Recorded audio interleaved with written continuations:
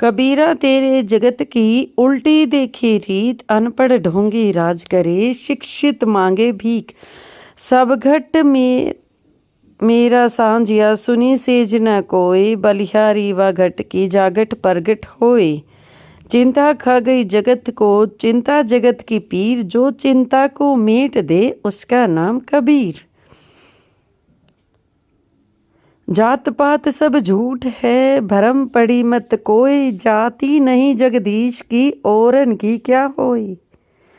जो शरण कबीर के, तर गए अनंत अपार, दादू गुण किता कहे, कहत न आवे रात। काम बिगाड़े भक्ति को, क्रोध बिगाड़े ज्ञान, लोभ बिगाड़े त्याग को, मोह बिगाड़े ध्यान। माया भरी न मन भरा, मर मर गए शरीर, आशा तृष्णा ना भरी, कह गए दास कबीर। ऐसे ही संत रामपाल जी महाराज के सत्संग, प्रवचन और विशेष संदेश उपदेश सुनने के लिए हमारे चैनल के साथ जुड़े रहें और हर रोज अपने जीवन में एक नई ऊर्जा का संचार करें। सत साहेब को संतों को राम राम कही और कुशल मंगल पूछा भगत ने। तो उन भक्तों ने बताया कि कुशल काहे की है भक्त, 4 दिन हो गए रोटी नहीं खा ली, 3-4 दिन हो गए कोई अन्न नहीं मिला, हम ऐसे तीर्थ यात्रा पर जा रहे हैं। अब दन्ना भगत जी ने सोचा 4 दिन हो गए रोटी नहीं खाई, ये मरेंगे, निढाल हो रहे हैं बिल्कुल। कहा ले ये ज्वार खा लो।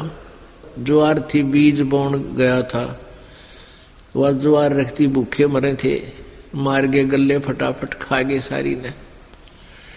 अब भगत ने सोचा ज्वार तो खा ली भक्तों ने, और बीज ना बोया तो पड़ोसी लोग जाके घर में बताएंगे, पड़ोसी किसान, कि आपके खेत में बीज क्यों नहीं बीजा तुमने, और फिर मेरी पत्नी है वो मेरा सिर खावेगी, लड़ाई करेगी।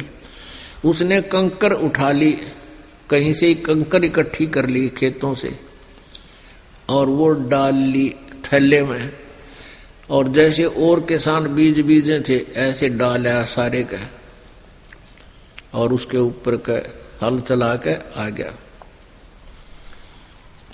अब कुछ दिनों के बाद क्या हुआ कि अन्य पड़ोसियों के तो ज्वार उगगी, और भगत जी के खेत में ये मतीरे तुम्बे, ये मतीरे से मोटे मोटे हुआ कर, ये तुम्बे उग गए, जो सीताफल जितने बड़े बड़े हुआ कर तुम्बे। अब एक पड़ोसन ने जाके उसकी पत्नी से कहा, दन्ना भगत की पत्नी से, उससे पूछा कि तुमने ज्वार नहीं बीजी थी क्या? दन्ना भगत की पत्नी ने कहा क्या मतलब?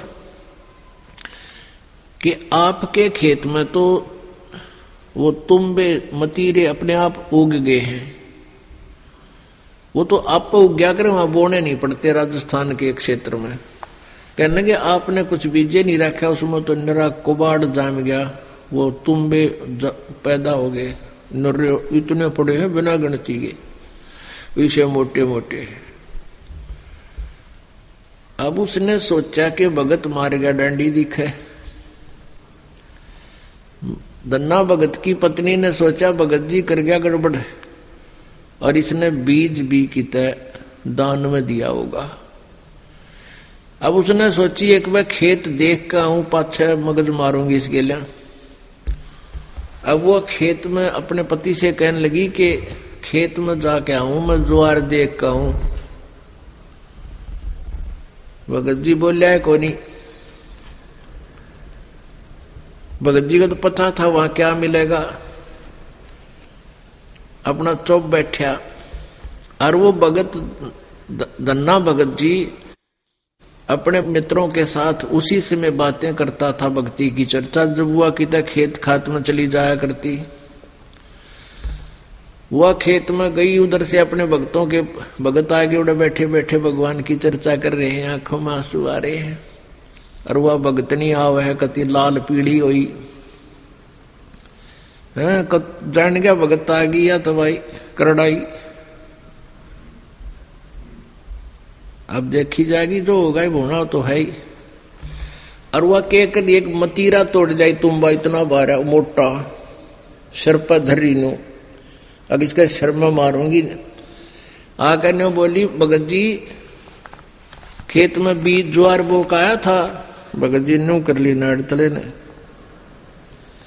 और उसने नो सिर में मारा। वो मतीरा मारने के उद्देश्य से नो सिर में ठोकर खातिर वो नो कर गया थोड़ा सा, वो धरती में लाग के फूट गया। नो बोली बालक तन्ने खाएंगे के उड़ा मतीरे उग गए सारे, तो बीज कित फूक गया। तो वो मतीरा जो था वो तुम्बा था धरती में लाग के फूट गया। फूट गया तो उसमें एक दड़ी यानी 5 किलो लगभग ज्वार निकली। ज्वार पराई नहीं कर पाते, और हो जा सके फिर उसकी नो चिंता रहे, कदे मार ना दे, कदे नू ना हो जा। हम चाहते हैं धन ज्यादा क्यों देते हैं अपनी लड़की को, मजबूरी होगी इस समाज में ऐसी कुरीति उत्पन्न होगी। किस प्रकार कि जैसे अपनी लड़की ब्याह से, तो लड़की पहले भी ब्याह रखी उनके घर में, तो जेठानी और दरानी भी हो सकती है। तो हमने नो चिंता रह से कदे हम थोड़ा देवा अपनी बेटी ने, और आगे इसका मन ना टूट जाए, इसका ताने ना मारे। तो नो सोचांगे कम से कम वो जो बहू ले जा रही से दूसरी उतनी जरूर अपनी बेटी ने देवा। एक मनमाना अच्छे बड़े साहूकार ने ब्याह रखी उस घर में, तो उतना गरीब क्यों कर दे सके है, इतना दे नहीं सकता। फिर उसकी बेटी उसकी लड़की हमेशा ताने सुनती रहती है, कभी सास के मुंह ते, कभी पड़ोसन के मुंह ते, कभी उसके मुंह ते। तो इस प्रकार हम इस बुराई को दूर करने की भी कोशिश करेंगे। सतगुरु की कृपा रही, आप लोगों का सहयोग रहा। इसमें कुछ बहुत ही आसान काम हो जाएगा, आधी मेहनत में काम चलेगा। वो पैसा आप जोड़ते हो उसको धर्म पर लाइयो 10%, बाकी अपना आराम से कमाइयो और भक्ति करते रहियो। 90% चिंता आपकी। कबीर कुल करणी के कारण ये हंसा गया बिगो, तब कुल का को लाज है जब 4 पाया का हो। कबीर केवल राम की तू मत छोड़े ओटे, घन ऐरण बिच लो जो घनी सह सिर चोटे। के परमात्मा के नाम की भाई कति भी ना छोड़िए आड़, सतगुरु के नाम की, सत्संग की, गुरु के नाम की आड़ ना छोड़िए, ना तो फिर ये हालत होगी तेरी क्यों करे। तले तो घन होगा और बीच में तू होगा, और तले ऐरण होगा, ऊपर घन बाजेगा तेरे ऊपर, पटाए पट रहेगी। कभी कुत्ता बनकर, कभी गधा बनकर, कभी गंदी नाली का कीड़ा बनकर, सुअर बनकर और जंगली जानवर बनकर, 24 घंटे चिंता। इसी बूंदी सर्दी देखो कितनी खतरनाक शीत लहर चल रही है, और वो पशु जंगली उन खेतों में बेचारे भाग भाग कर ओस में भीग जाते हैं अपना पेट भरने की खातिर, और ऊपर से हवा चल रही है, ठिठर रहे होंगे खड़े खड़े की तरह।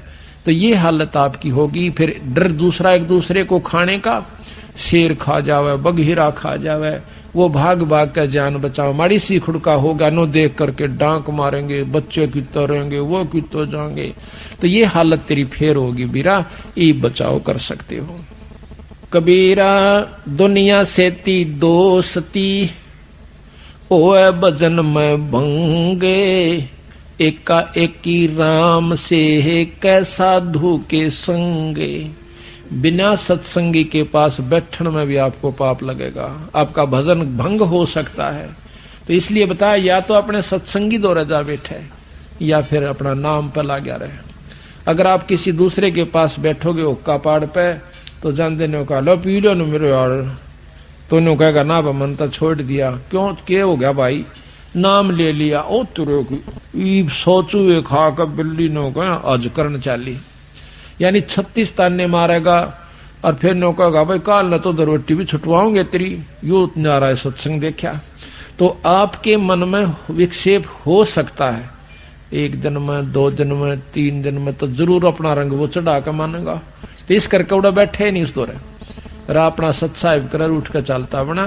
कोई प्रेमी दौरा बैठे, प्रेमी नहीं है तो अपनी कैसेट ला ले, कैसेट भी नहीं है तो अपना नाम सुमन लाग जा, खेत में चला जा, घूमे जा, भजन करें जा, अपना डोला पर कहंडे जा, वैसे बैठ कर कर ले जाडे के मैं धूप में कोठड़े का गए अपनी चारपाई ना कर। तो कहते हैं कबीरा रसरी पाँव में के सोवे सुख चैन, यो श्वास नंगारा कूच का तेरा बाज रहा दिन रहने। नानक साहब से एक भगत ने आकर कही कि महाराज आप तो हमेशा मायूस से रहते हो, जैसे आपका कि मैं खो गया हो, आपको क्या तकलीफ है? तो वो नो बोले भाई मेरी तकलीफ बेटा तेरे पर ना बैठा है, मेरी तकलीफ टेढ़ी से। क्या हो गया? जब बताते महाराज इसी की बात तकलीफ होगी तो आप क्यों नहीं तो कभी प्रश्न नहीं देखे हमना? ने बोला भाई प्रश्न में अड़ो हूं क्या पाए, मेरे नहीं समझ में आती ना, आप हंसते कभी हम हंसते भी नहीं देखे। तो नानक साहब कहते हैं ना जाने काल के कर डारे, किस विध डर जा पासावे, और जिनके सिर पर मौत खुड़क दी उन्हां केड़ा हंसावे। जिनके ऊपर हरदम तलवार लटकी हुई काचे सूत बांध के, और नो कच्चा धागे से सूत से बांध कर तेरे ऊपर तलवार लटका दे कोई, और नो कहेंगे सो जा ठाट का सेज बिछा दे तेरी, सो जागा। नायक के मन माने करा किस में टूट जा गद पड़े ऊपर काट गिरे मने, फिर नींद आओगी तनक ना जी कती नहीं आवे। तो इस प्रकार मैंने वो अपनी मौत व कच्चे तार का बंधी हुई तलवार ज्यों की जो नजर आव सबाई, आसन की तो फुर्सते ना रह रही मन तो वो रोना दुखना ना मिटता कि कुड़ बराव है, उस तो पहले कितनी कमाई मैं कर सकता हूं। तो कहते हैं कि ना जाने काल के कर डार है, किस विध डर जा पासावे, और जिना के सिर पर मौत खुड़क दी उन्हां केड़ा हंसावे। फिर नो बोला आप नेरो सारियाण अक नहीं, जब हमारा सत्संग होता है तब हमें प्रसन्नता होती है, उस दिन मैं बहुत खुश हूं। जब हमारे साधु मिलते हैं, भगत आत्मा मिलती है, मेरा रोम रोम हंसता है, अकेला नहीं हंसता मैं। कहते हैं साध मिले साड़ी शादी होंदी, विछड़ जा दिलगीरी वे, अखदे नानक सुनो जहाना मुश्किल हाल फकीरी वे। गरीबदास जी महाराज कहते हैं अकल अलूणे दीखते, ये सर्व अकल के मूल, हरदम रते हरि नाम से ये झूल अनहद झूल। ये बौड़ी बूझ से दिखे महात्मा भगत जन, अक पागल से सत्संग में जावे, पागल से घर बैठा रहे से एकला बार फेटन मिलन बिना अंता। इनकी तकल मार ली, ये डंडोत करो रेत में लोटे, ये तो अकल लूणे से, अकल लूणे बिना अकल के बेअकले।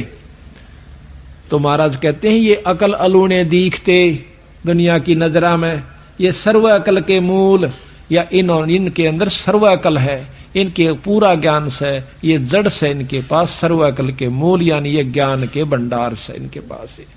और हरदम रते हरि नाम तय, ये झूले अनहद झूले, उस परमात्मा के नाम के हिंडोले में बैठ गए, अब ये उसके नाम का रस पी रहे हैं। तो इस प्रकार सत्य कहते हैं साध मिले साड़ी शादी होंदी।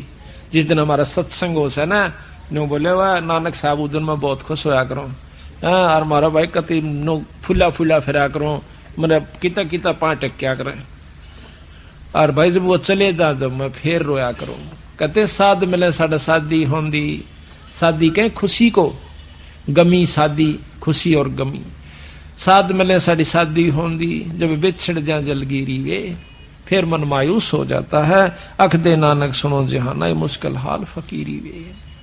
तो कहते हैं थे उप वो दिन कर ले याद, गर्भ में था डेरा, रोवे था कि भजन करूंगा हर तेरा।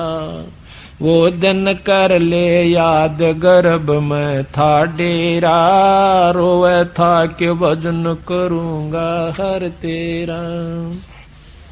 थे ऊपर न पैर तले न शर तेरा, रोवे था कि भजन करूंगा, ओटी थी के भजन करूंगा हर तेरा।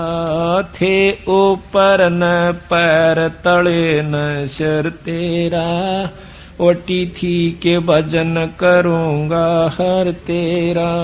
वो दिन कर ले याद, गर्भ में था डेरा, रोवे था के भजन करूंगा हर तेरा। नाभ कमल में नीर जमा तेरा, दीन्या मल बना। नीचे शीस चरण ऊपर को वो दिन याद करा। नैन नाक मुख द्वारा देही तेरा नक्शक साज बना है।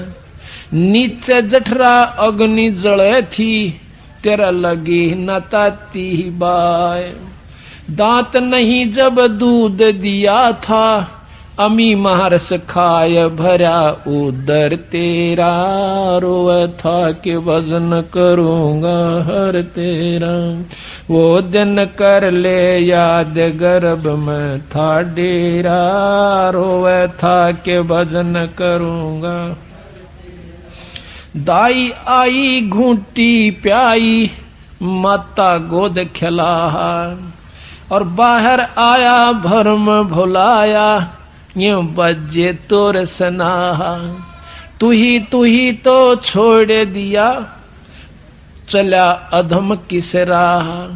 और जो दिन आज सो काल नहीं रे आगे फिर धर्म राय कहाँ गया डर तेरा।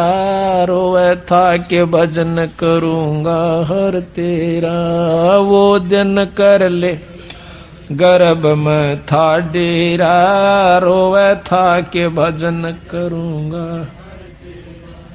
12 बरस खेलते बीते लीन्या ब्याह करा।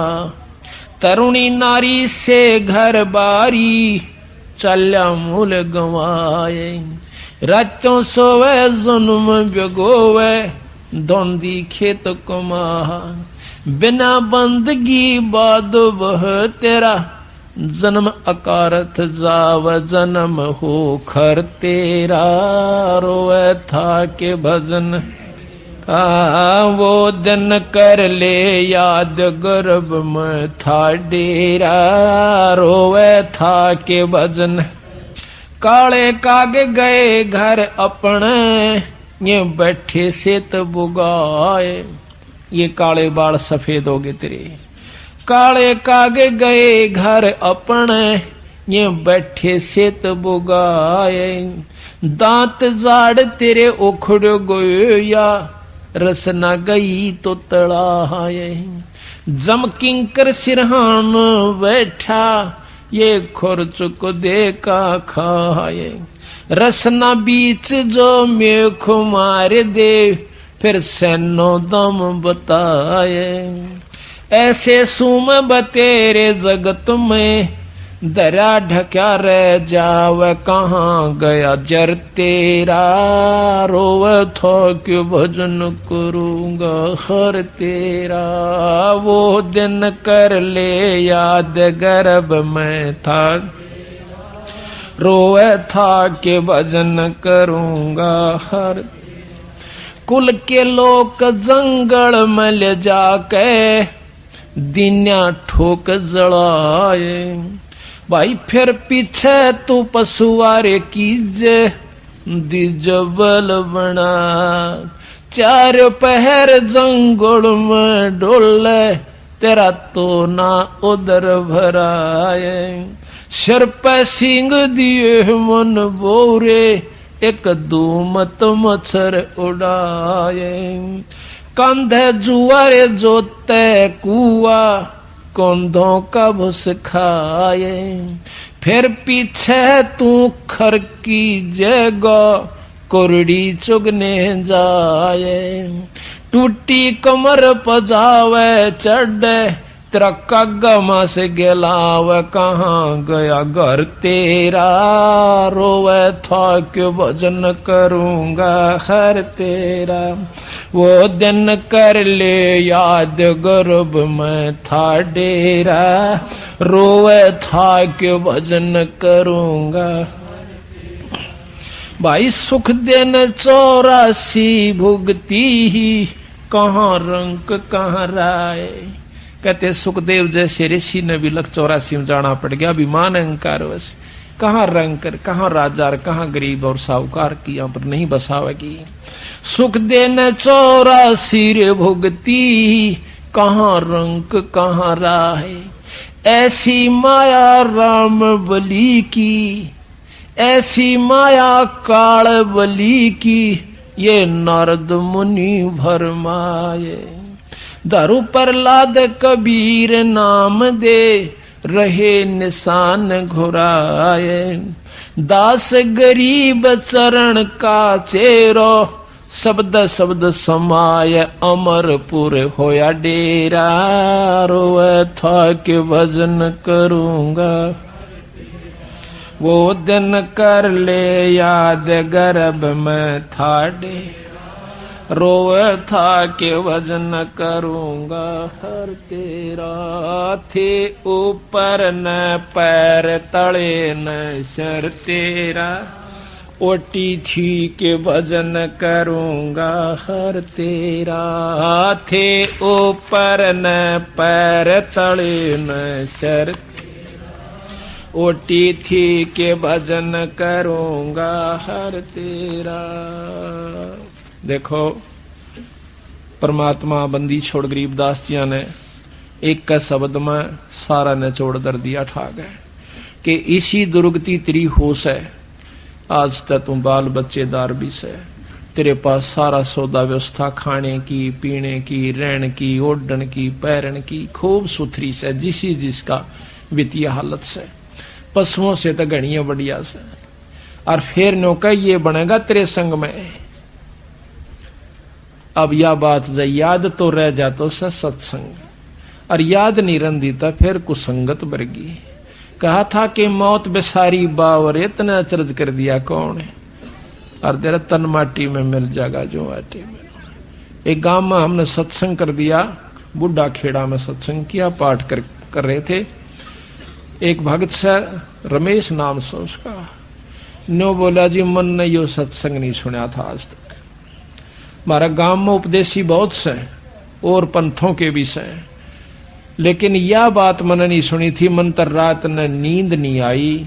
आपने न्यू कहा सुबह 8 बजे 9 बजे 22 नाम मिलेगा। आप सत्कर मानियो मैंने सारी रात बैठ कर काटी है। मतलब तड़के उठता आ लिया ना कह। एक भगत जी ने बोला भाई 9-10 बजे बताओ नाम देंगे। मतलब दार भी नहीं काट का। मैंने रात ने कुत्ते और सब कुछ सुअर ये सारे कुछ न्यू क्यों नहीं दिखे। भाई रे नूर न्यू बनेगी मारा गेला। किसी भूल में थे तो जिसकी आत्मा पुण्य है, जिसके अच्छे संस्कार से, ये होता भी पिछले संस्कारों से, वैसे नहीं होता।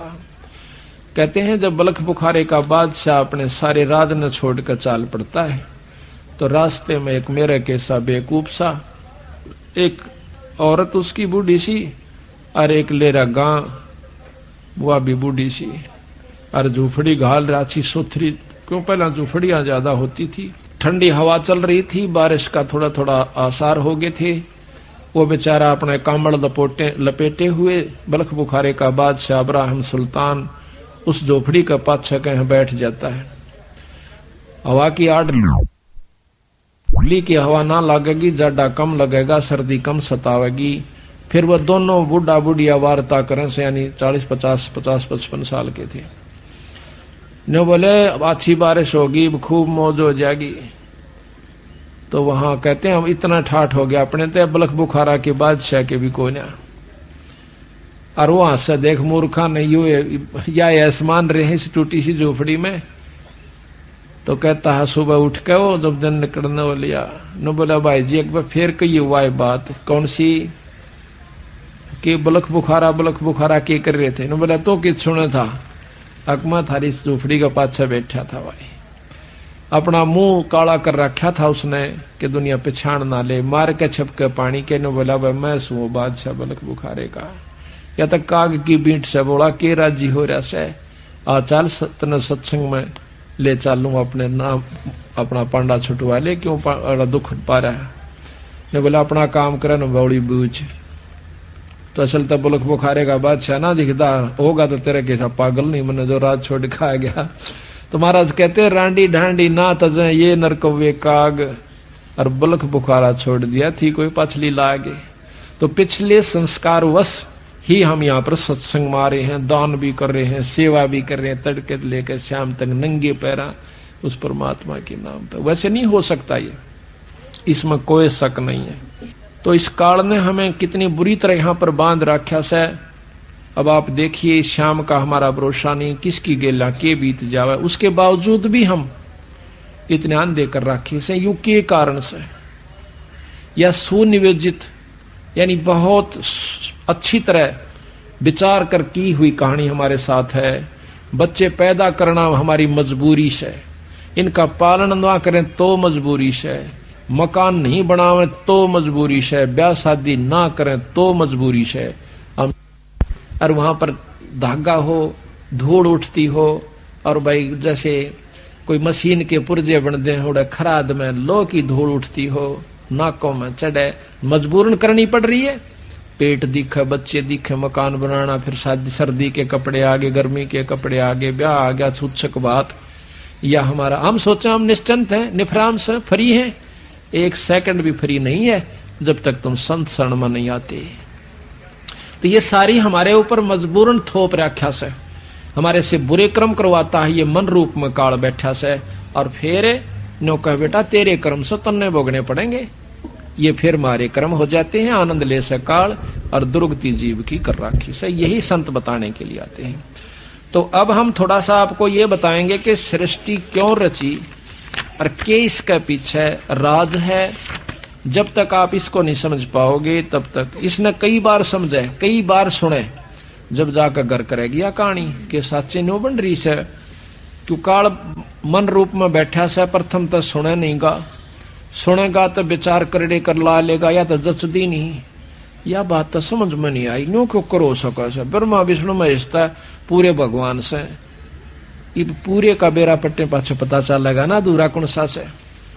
तो इस प्रकार सबसे पहले आपको सृष्टि की रचना के बारे में बताते हैं, और जब तक ये ज्ञान नहीं होगा तब तक हम अधूरे हैं, ना भक्ति कर सकते और ना भक्ति पर लग सकते।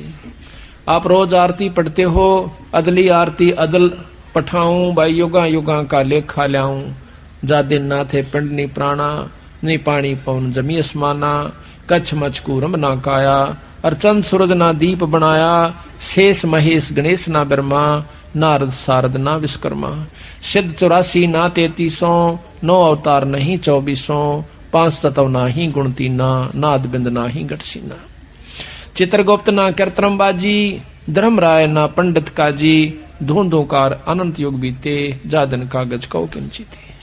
कहते हैं जा दिन थे हम तख्त खवासा, तन के पाजी सेवक दासा, संख युगन पर लो परवाना, सतपुरुष के संग रहना। दास गरीब कबीर का चेहरा, चेहरा कहते हैं चेले को, दास गरीब कबीर का चेहरा, सतलोक अमरापुर डेरा। अब धर्मदास ने पूछा कि हे महाराज ये सतलोक क्या है? तो बंदी छोड़ बताते हैं कि सतलोक का ज्ञान हो गया तो समझो आपकी भक्ति शुरू होगी। अभी तक तो आप भक्ति पर लगे भी नहीं सो भाई। और जबकि धर्मदास बहुत ही तगड़े सेठ और इतने आरूढ़ थे राम कृष्ण की भक्ति में कि उस जैसी भक्ति उस युग में शायद ही कोई हंस कर रहा होगा। और ऐसे हंस को उस काल के रस को भुला कर और सतपुरुष का रस प्रदान करना कोई बालका का खेल नहीं है। ये तो पूर्ण ब्रह्म परमात्मा थे। एक भी नहीं सुना था धर्मदास बंदी छोड़ कहे थे जब सिर पाव था, बता क्या तन्ने कर कहां से देख लिया? कोई गीता में दिखा, शास्त्र में दिखा, मुझे पुराने पुराण में दिखा, कहाँ लिखा है कि कबीर साहब कोई पूर्ण ब्रह्म परमात्मा सतपुरुष है, कोई सतलोक भी है? तो बंदी छोड़ कहने लगे भाई ये शास्त्र किसने लिखे थे? ये किसी ने कहे होंगे? हाँ भला ऐसा लिखा है कि न्यू हुए से वेद व्यास ने लिखे हैं, सब 18 पुराण भी चारों वेदों को दोबारा लिखा है। तो फिर वेद व्यास नहीं लिखे हैं तो वेद व्यास कौन है? कि ऋषि हुए बहुत बड़े। तो आज जो वेद व्यास की कही हुई बातों को जो लाख वर्ष पहले हजारों वर्ष पहले कही गई और आगे होने वाली ये सारी लिख दे तो वो क्या ऋषि नहीं होगा? हाँ वो तो होगा। मिला बैठ मैं तू डखर में बोलूंगा। और फिर मिलाना जाके तेरे शास्त्र में आज तक पढ़ा भी नहीं है भगत जी, अनपढ़ हूं मैं, एक अक्षर नहीं जानता। जब धर्मदास को गीता सुनाई, गीता का उपासक था, इसमें ग्रंथ साहब में कबीर सागर में लिख रखा है गीता का पूरे 18 के 18 अध्याय गरीबदास कबीर साहब ने। और फिर उनका सार लिखा कि इसमें न्यू कहा भाई, और नीचे सार दे दिया, ऊपर तय न्यू का है और बाद में ये न्यू हुआ। धर्मदास का जो है ना काटे ही लकड़े, ओ तेरा बोलो या तो बोले यहाँ बीरा क्या का ज्ञान था। तो जब वो कहता है महाराज मुझे बताओ फिर वो सतलोक की कहानी क्या से, बंदी छोड़ कहते हैं कहानी नहीं है यथार्थ चीज से। तो सबसे पहले सतपुरुष अकेला था, निराकार रूप में गुप्त रहता था। सतपुरुष सतलोक का भगवान जो पूर्ण ब्रह्म परमात्मा अनंत करोड़ ब्रह्मांड के भगवान से। फिर उन्होंने अपनी रजा से सतलोक के रचना की।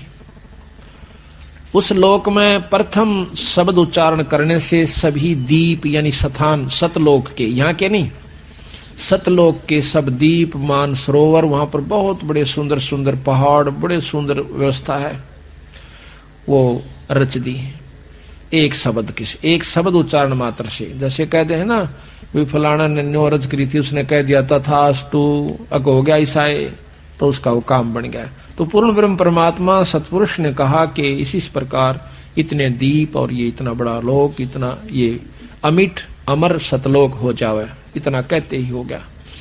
उसके बाद उन्होंने 16 शब्द फिर उच्चारण किए, एक शब्द से एक पुत्र की उत्पत्ति करी। किस प्रकार?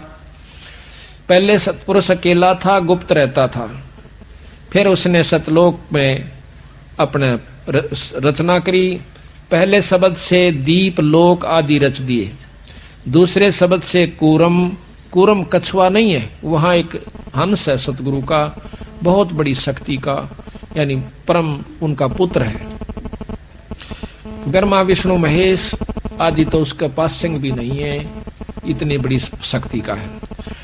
तीसरे शब्द से ज्ञानी नाम का पुत्र है, और चौथे शब्द से विवेक, पांचवें शब्द से तेज, छठे शब्द से सहजदास, सातवें शब्द से संतोषदास, आठवें शब्द से सूरत, नौवें शब्द से आनंद, 10वें शब्द से अक्षमा, और 11वें शब्द से निष्काम, 12वें शब्द से जलरंगी, 13वें शब्द से अचिंत, 14वें शब्द से प्रेम, और 15वें शब्द से दयाल, और 16वें शब्द से धैर्य। ये 16 और 17वें शब्द से योग संतायन। इस प्रकार सतपुरुष ने 17 शब्द उच्चारे, जिसमें 16 शब्दों से 16 सुत यानी पुत्र, तथा एक शब्द से एक दीप व लोक मानसरोवर आदि सतलोक में रच दिए। 16 पुत्रों को अलग अलग दीप देकर रहने की आज्ञा दी। सब पुत्र अपने अपने दीप में आनंद से रहने लग गए। फिर सतपुरुष ने अचिंत से कहा, अचिंत जो सतगुरु का पुत्र है 13वें नंबर का यानी 12वें नंबर का, उससे कहा कि आप इस सतलोक के अंदर और रचनाएं कीजिए। तो आनंद, उसको आनंद दीप दे दिया। फिर सतपुरुष ने अचिंत से कहा कि सृष्टि रचना करो। अचिंत ने प्रेमानंद शब्द उच्चारा, प्रेमानंद उच्चारा। इस शब्द से अक्षर की उत्पत्ति हुई। अक्षर से प्रकृति सूरत उत्पन्न हुई। प्रकृति अक्षर से 4 अंश उत्पन्न हुए। इनको देखकर अक्षर पुरुष बहुत आनंदित हुआ। फिर आनंद से निद्रा आई तथा 70 युग तक कोई सृष्टि उत्पन्न नहीं हो पाई। चारों अंशों ने समाधि लगाई और पुरुष से पूछा कि ये अक्षर पुरुष तो निद्रा में है, सृष्टि कैसे रची जाएगी। तब सतपुरुष यानी पूर्ण ब्रह्म परमात्मा ने एक अवगत किया जल तत्व से। एक अंडा उस जल में जिस तालाब के अंदर वो अक्षर पुरुष सो रहा था, उसमें एक बहुत बड़ा अंडा छोड़ दिया। गड़गड़ गड़गड़ होती हुई गई तो अक्षर पुरुष की नींद खुल गई। नींद जब खुली तो एकदम वो कड़कड़ा कर उसकी तरफ देख रहा है। उसकी तेज आंखों का जैसे सुते न ठा दे ना, एकदम गुस्सा सा महसूस हुआ करे। तो उसमें एकदम तेज से देखा तो अंडा फूट जाता है। उसमें से फूट कर ये निरंजन निकला से एक मनुष्य निकला, उसका नाम निरंजन रख दिया। ज्योत रूपी तेज से, तेज उसको तेजों में शरीर है तो उसको ज्योत निरंजन कहा। दो ज्योत निरंजन जब निकला तो ऊपर से आकाशवाणी होती है कि दोनों बाहर आ जाओ। आवाज से अक्सर पुरुष की निंद्रा अंडा जल में गिराया तो उसकी आवाज से अक्सर पुरुष की निंद्रा भंग हुई।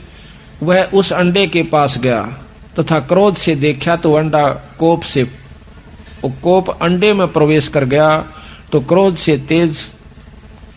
के तेज से अंडा फूट गया। अंडा फूटने से निरंजन की उत्पत्ति हुई, अर्थात अंडे से निरंजन निकला। तब निरंजन को मानसरोवर दीप दिया, जो कि सतलोक के अंदर मानसरोवर है। एक मृत मंडल में, इसमें 21 ब्रह्मांड में भी मानसरोवर है।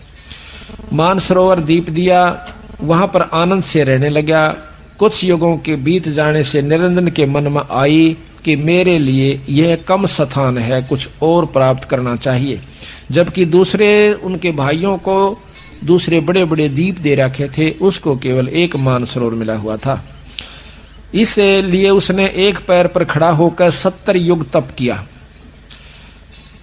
तब सतपुरुष ने सहजदास नाम के पुत्र से कहा कि निरंजन से पूछो क्या चाहिए। उसने हमारी 70 युग तक सेवा की। तब सहजदास ने निरंजन से पूछा तो बताया कि मुझे कुछ और स्थान चाहिए, ये जगह मुझे अच्छी नहीं लगती, कम है। तब सतपुरुष ने सहज से निरंजन की मांग बताई तो सतपुरुष ने खुश होकर के उसे 3 लोक दे दिए। निरंजन बहुत खुश हुआ।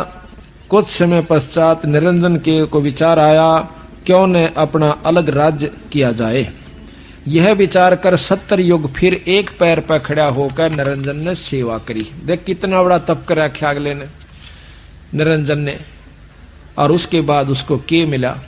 खड़ा होकर तप किया। तब सतपुरुष ने फिर सहजदास को भेजकर पूछा निरंजन क्या चाहता है। अब तो उसको 3 लोक दे दिए। ये तीनों लोक मानसरोवर पर रहने थे। हमारा तेजपुंज का शरीर होना था, लेकिन इसने अपनी गलती के कारण विकारवश होकर के हमें यहाँ पर लिया। निरंजन, ज्योत निरंजन।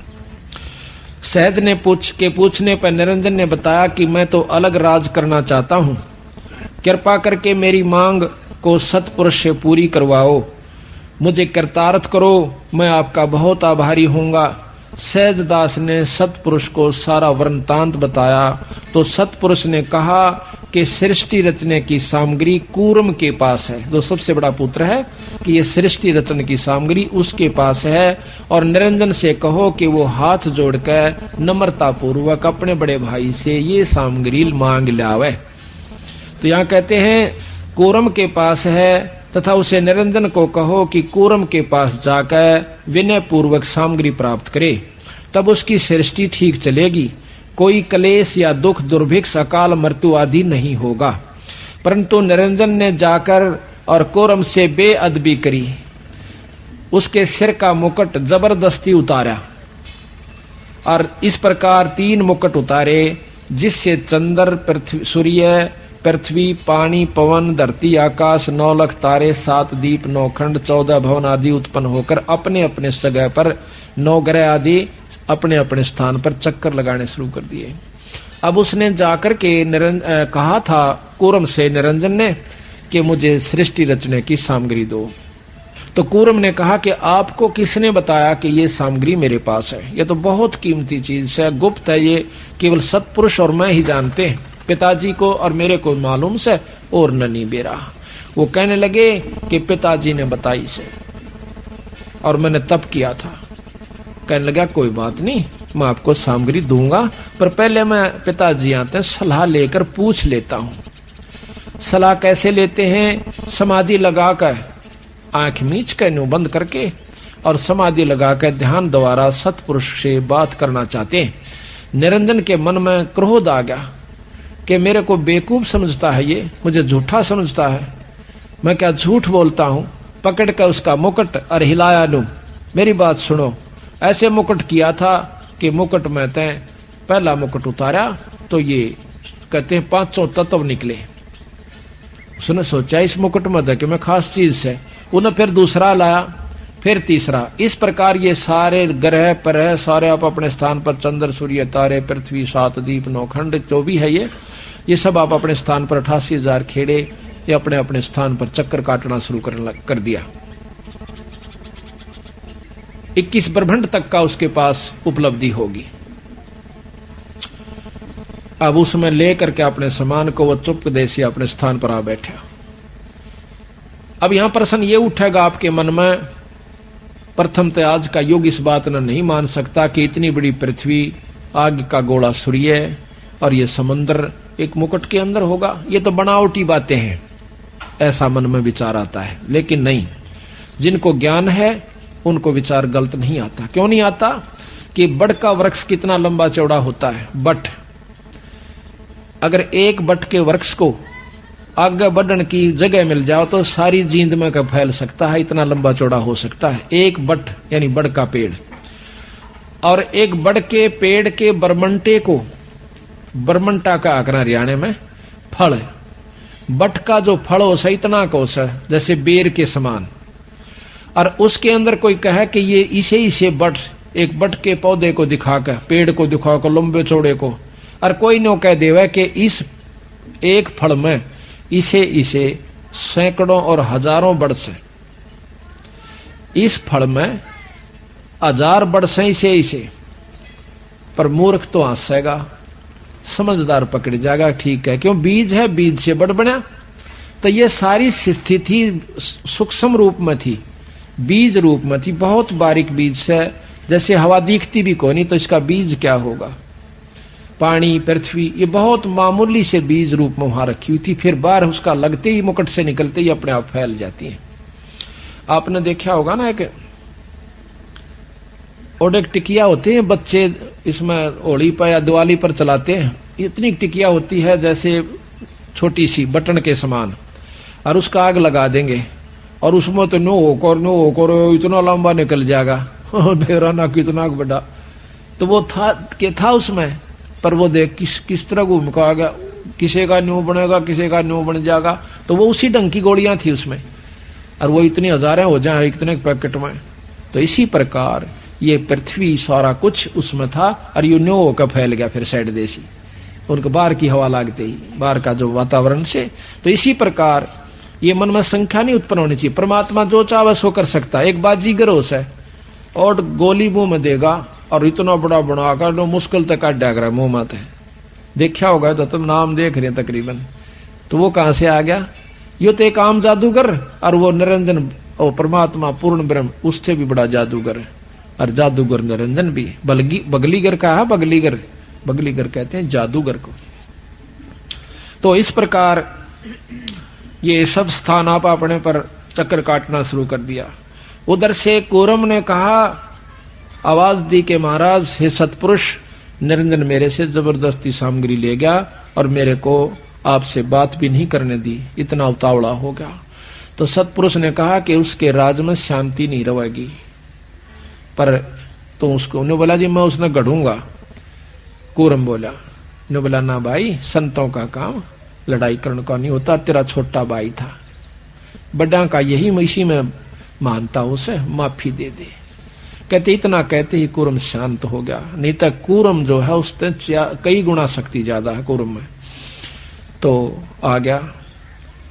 अब कुबद्दी के ने चला क्या करे, उन्होंने कहा ना छोटा बालक वो तो है, वो छोटा था सारा में। तो कहने लगा, उसके मन में फिर उत्पन्न आया, अकिन का के करूंगा, पत्थरों का कुआं तो पृथ्वी पा आ जा, कुआं सूरज पर जा खड़ा हो, कुआं गरा पर घूमे होगी, खाली पड़े हैं, इनमें जीव चाहिए, मेरा जी लग गया रहा। तो उसने फिर 64 युग तप फेर किया। 64 युग तप किया तो फिर सतपुरुष ने सोचा कि इसने अच्छी तरह सेट कर दूंगा, यो फेर ना करेगा ऐसा काम। क्या किया कि इसका ब्याह करांगे। जो बच्चा बार बार घर क्या न तंग करे और पढ़ने जावे नहीं, कदे के साइकिल लूंगा, कदे के मोटरसाइकिल लूंगा, कदे का मतलब जीप खरीदूंगा। तो उन्होंने सोचा कि इसका ब्याह कर अपना धंधा लग गए। तो उसकी शादी कर दी जाती है।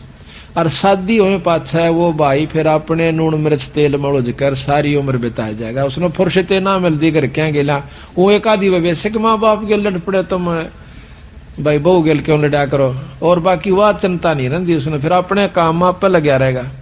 तो यही प्रक्रिया ऊपर से चली है, यहां से नहीं। तो वहां पर सतपुरुष ने पूछा अगजा बबूज का की मांगे से 64 युग तप कराया इसने।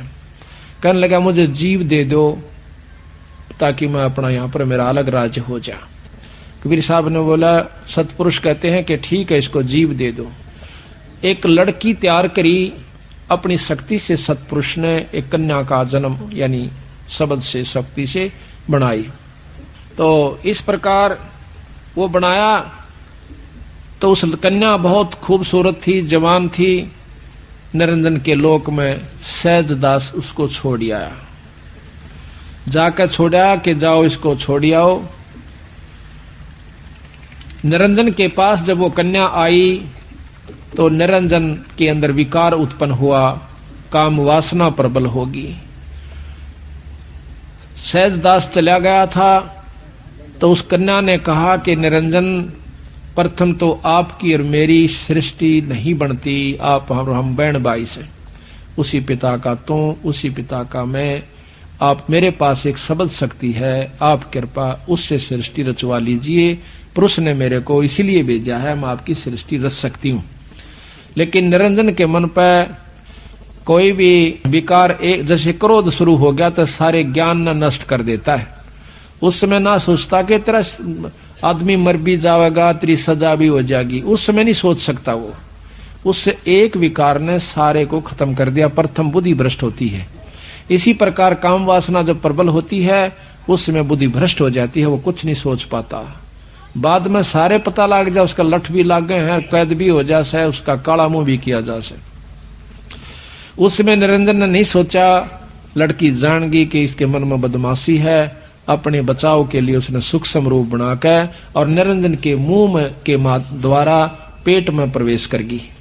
वहां से आवाज दी कि हे परमात्मा मेरी रक्षा करो और मुझे बचाओ।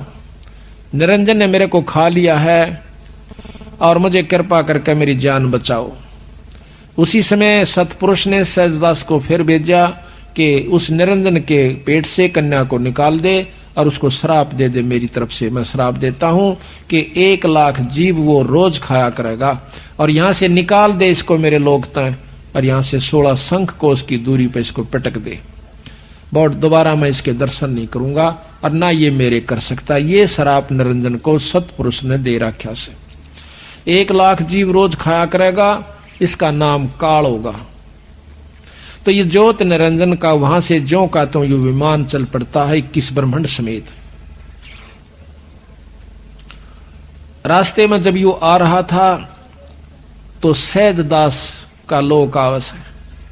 फिर हाथ जोड़ा है, कह सहजदास मेरी जान बख्श दे भाई, अर्ज कर दो भगवान तय, तेरी मानते हैं परमात्मा सतपुरुष, मेरे को यहां रख ले तो अपने दीप में। इसको मालूम था कि अब तेरी बहुत बूंदी दुर्गति होगी, गंदे लोक में जाना होगा।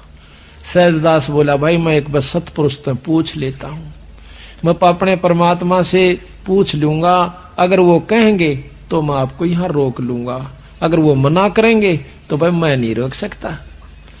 तो धर्मदास सहजदास ने अपनी समाधि लगाई, सतलोक में पहुंचे। अर्ज करी महाराज आपका एक नौकर, आपका सेवक धर्मराय नाम का निरंजन आया हुआ से, और वो नो कहे मुझे यहाँ रख ले। कबीर कहते हैं सतपुरुष एकदम कहता है कि उसको जल्दी यहां से निकाल दे, उसको यहां नहीं रखना।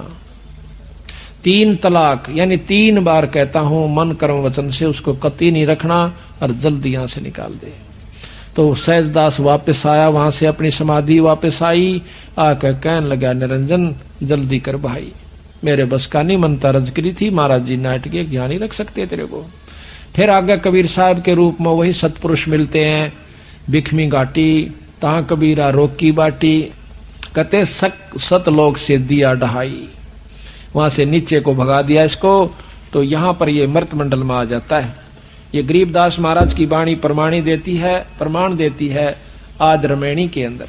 कहते हैं आद रमैणी अदली सारा जादन होते धूंधूकारा, कि उसमें कुछ भी नहीं था। तो आशा करती हूँ कि आज का संत रामपाल जी महाराज का सत्संग आपको अच्छा लगा होगा। तो ऐसे ही संत रामपाल जी महाराज के ज्ञान से जुड़े हुए दिव्य सत्संग सुनने के लिए हमारे चैनल के साथ जुड़े रहें। तब तक के लिए सत साहिब, और वीडियो अच्छी लगी हो तो लाइक शेयर सब्सक्राइब करना न भूलें। धन्यवाद।